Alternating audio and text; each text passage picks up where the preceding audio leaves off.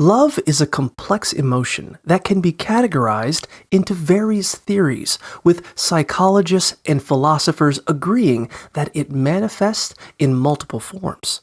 Robert Sternberg's triangular theory identifies three core components of love: intimacy, passion, and commitment, each representing a point in a triangle that defines different types of relationships, such as friendship, romantic love, and consummate love. Additionally, some theories suggest that individuals typically experience three significant loves throughout their lifetime: young love, which seems ideal but may lack depth; tumultuous love, characterized by highs and lows; and long-lasting love, which aligns with true compatibility and fulfillment.